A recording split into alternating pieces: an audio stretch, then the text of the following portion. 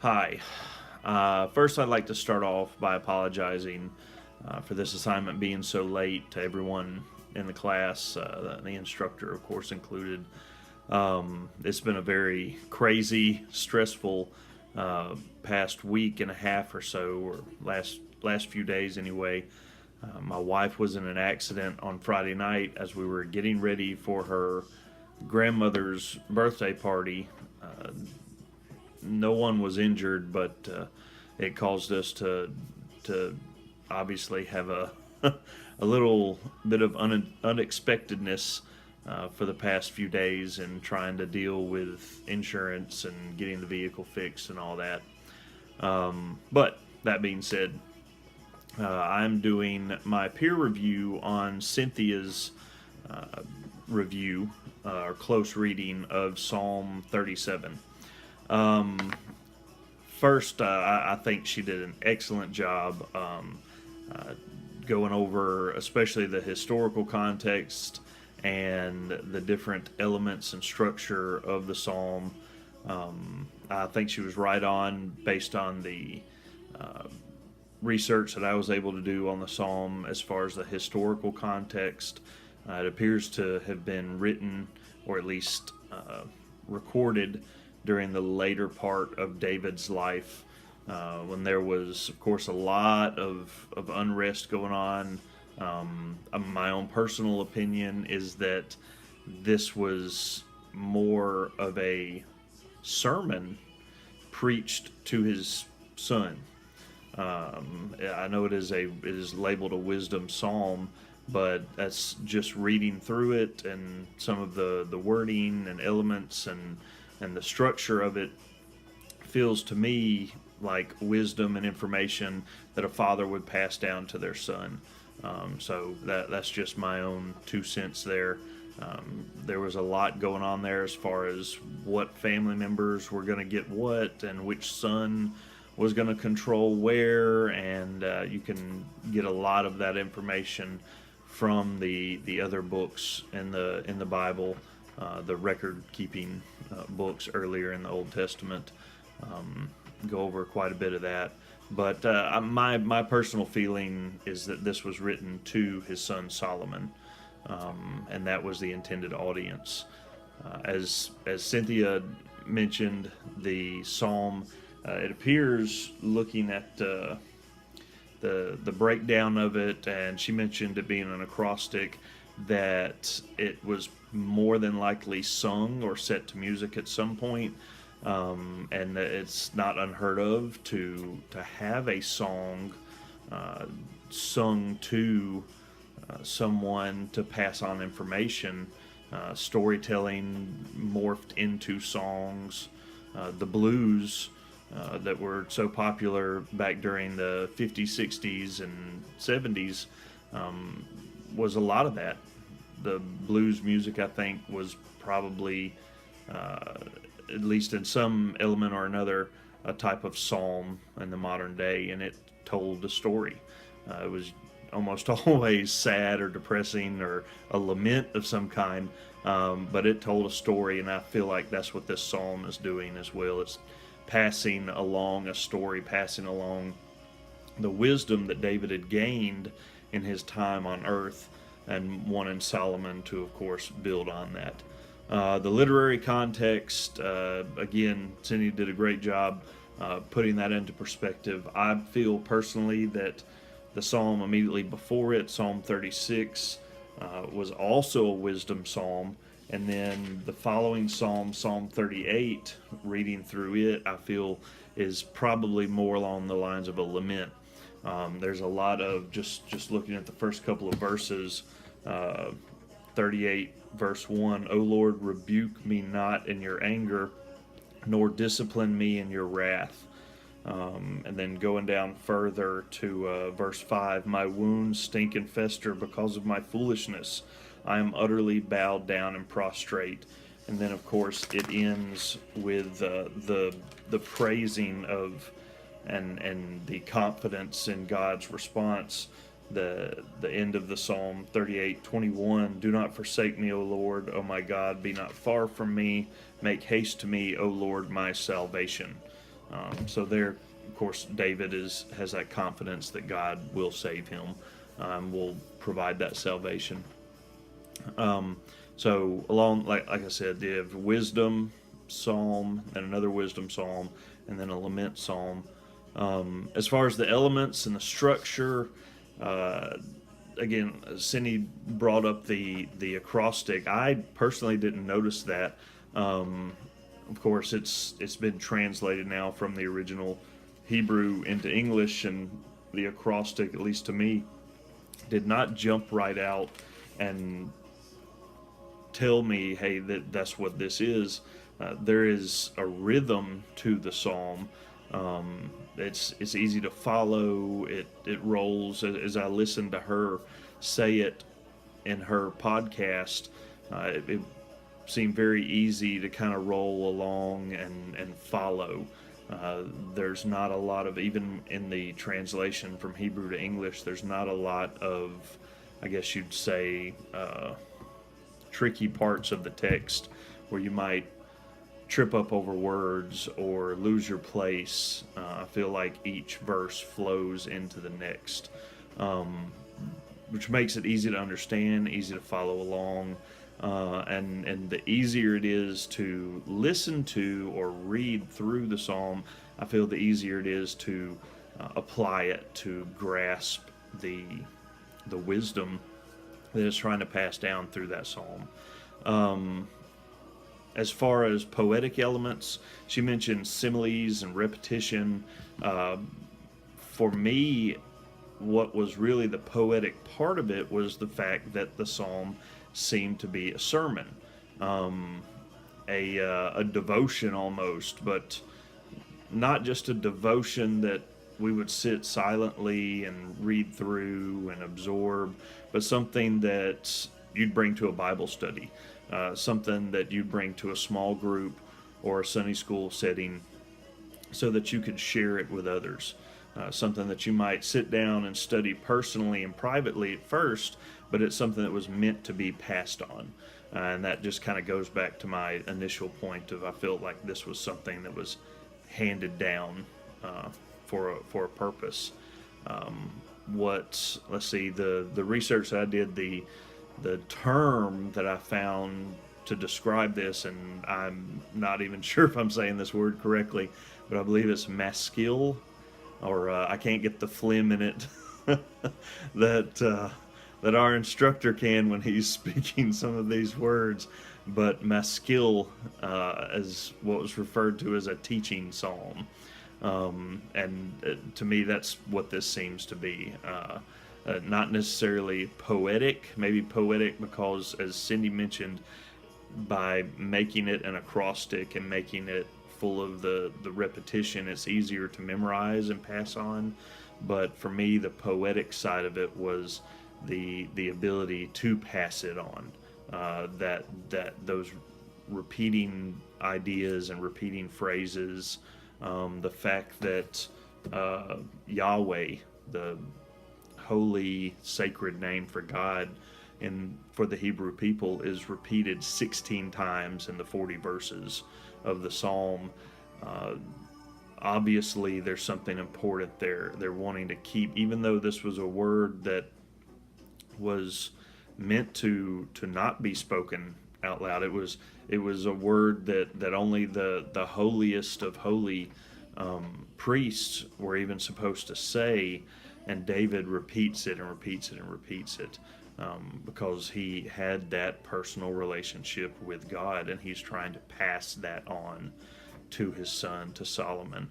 I feel like the law, as the law in the Old Testament explained the work of the prophets.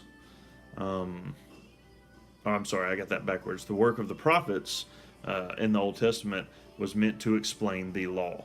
The law of Moses had promised all these blessings to obedient people and the ones who followed God, Israelites who followed God, and it told of the miseries and the evil and the bad tidings that would fall on the people who were disobedient to God. and usually referring, when they did that, to nations or tribes at one time that did that one time or another.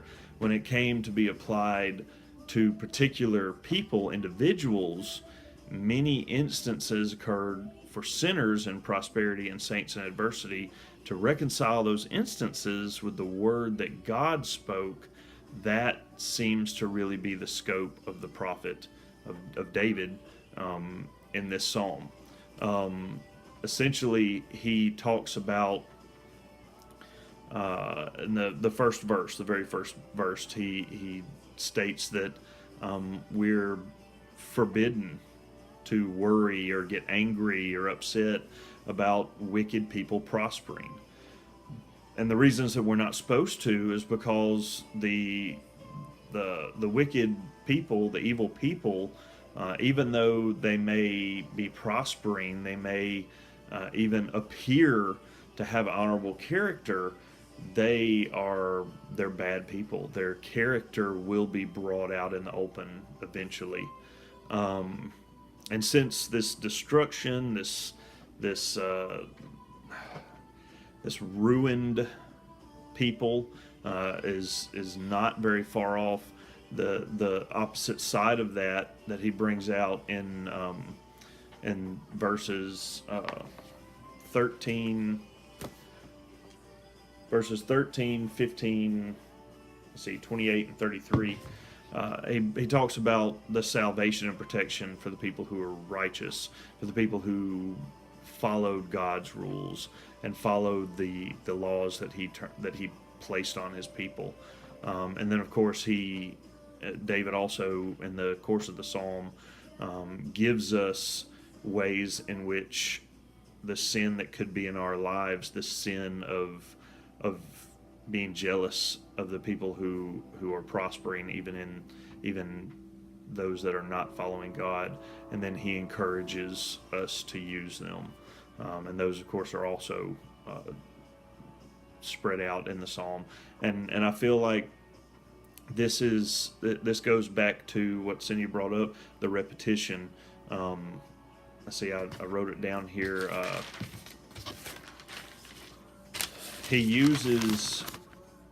David uses the talking about the destruction and the ruin of evil people who prosper in verses 2, 9, 10, 35, 36, and 38. So all throughout the 40 verses of the psalm. And then right behind those, almost immediately behind some of them, he mentions the salvation of those who are righteous, those who follow God's laws, in verses 13, 15, 28, 39, and 40. I may have missed one or two in there, but those are the ones that I caught. And then his encouragement for those of us who do feel that envy or that jealousy toward the evil people, he puts in there as well. They're right behind that again in verses 27 and verses 34. And then interspersed between all of that, between all of David talking about evil people who prosper and why they shouldn't be, why we shouldn't be envious of them, then the talk about the Israelites who are righteous and why it's good for them to follow God's laws, and talking about the encouragement to follow God's laws even when we start to feel that little tinge of jealousy. In between all of that, he has interspersed comments about God's mercy in verses 18, 19, 28, 29, and 37. So it's just this well-rounded, just great piece of information, this great wisdom that he's passing down to Solomon to help him now lead this upcoming kingdom that's going to be handed over to him as David passes on. As far as the next section on parallels, the biggest one that just jumped out at me just was like, hey, this is where this is going, is the New Testament parallel. This psalm, like several other psalms that David wrote concerning that were labeled wisdom psalms, connect to the Sermon on the Mount. Matthew 6:25 through 34 is what I feel directly connects to this psalm, where Jesus is talking about not being anxious. It's almost, I hesitate to say word for word, but it's so close. In fact, my Bible, my study Bible, actually refers. Let's see, it's Psalm 37:4 directly to Matthew 6:33, and again, if we look at Psalm 37:11, it's directly referred to Matthew 5:5. All of these are verses that go straight to the Sermon on the Mount, which is just slam full of wisdom that Jesus is giving directly to the people as he stands there and preaches to them. So this psalm, I feel, is a direct connection to that.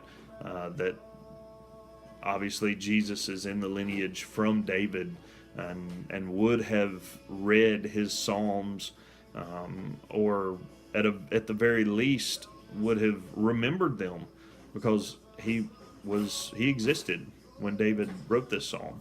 Obviously not on earth, but he was in existence there with God. And so he would have absorbed this psalm. He would have been able to I guess, sit there with God and hear David as he spoke these words for the very first time. And I'm sure they came to him as he spoke that Sermon on the Mount. As I said, at the very least, in his studies and his time at the temple as a child, he would have come across this as he read through the scripture. Modern day application, I think Cindy had a great application for this as well. My own take on it, just I guess a spin on hers, is just looking at that initial preaching or sermon idea of this psalm, is that when we read this psalm and we think about our daily lives,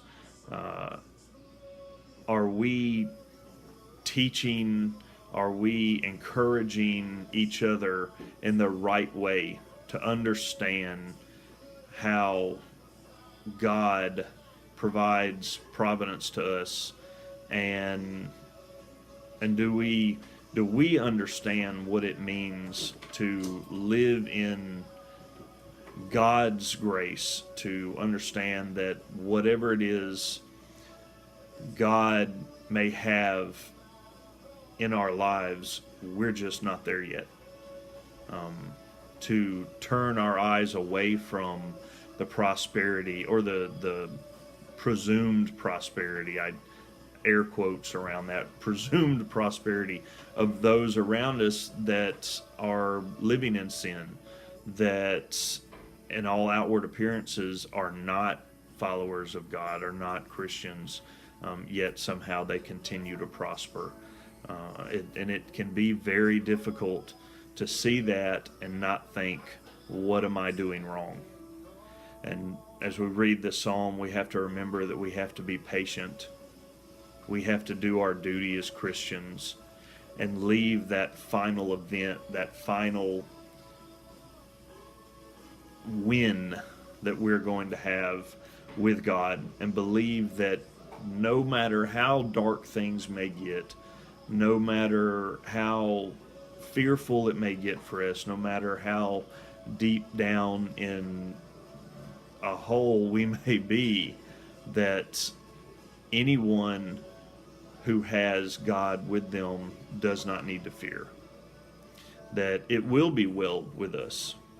Just the old hymn that I recall singing as a child in an old First Baptist church is, "It is well with my soul."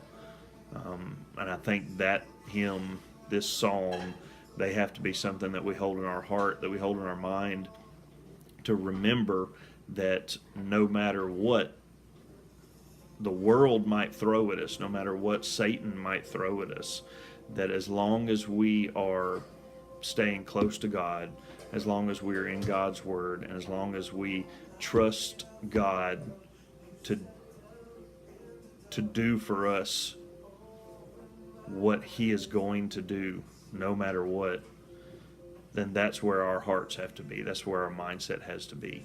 And as long as we can maintain that thought, as long as we can keep that bit of faith in our heart, then we will continue to succeed in the big picture. To remember that all these little things, the successes of others are fleeting and they're gone in a blink of an eye. What we have with God, the treasure that He has stored up for us, that's an eternity. And I think as long as we keep that in our hearts, as long as we keep that in our mind and recall that through this psalm, through whatever it might take, reading the Bible, anything at all that revolves around God's promise to us, as long as we do that, then we will be okay. We'll trust in God, and God will ensure that we have no fear except that we love Him. That's all I have on that, and thank you for listening.